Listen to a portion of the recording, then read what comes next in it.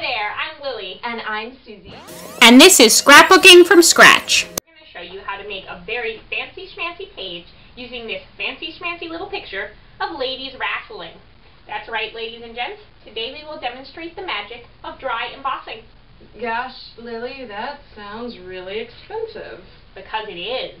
We have to buy a light box and templates and a stylus and special paper, but I have been saving up all the pennies that I've gathered from all the fountains all around the city. Wouldn't it be awesome if we had a way to make it using this Tupperware container and this flashlight and this paintbrush that we just happen to have lying around? I don't know, Susie. I really wanted it to say Smack Attack in really big letters. What's that? Oh, this? It's just an old notebook cover with the word Smack Attack cut out of it. Dum-de-dum.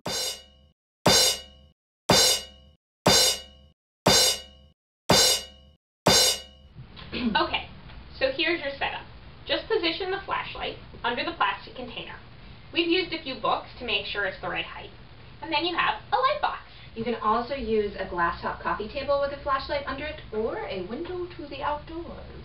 Then, just take your stencil, put it on top of the light box, and position your piece of paper on top of where you want the stencil to show up on the page. Now, we'll just put a few pieces of Scotch tape here so it doesn't wiggle. Wiggling is bad. Now look at your setup. If you're using a stencil with words like we are, you want to make sure that from your perspective the words are facing backwards. Backwards. You should also see the shadow of your stencil showing through your paper. Now take your stylus, which in this case is the blunt end of a paintbrush, and carefully trace the edges of your stencil, pressing firmly but not so hard that you tear the paper. There's no need to attack it as if you're making a gravestone rubbing. We want it to be really neat and crisp, so focus on the edges.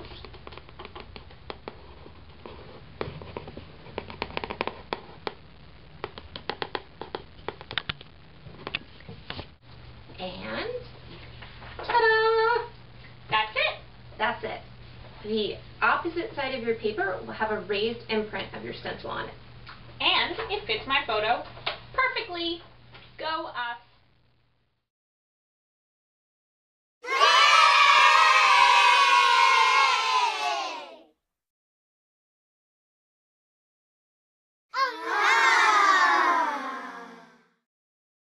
So, what are you going to do with all your pennies?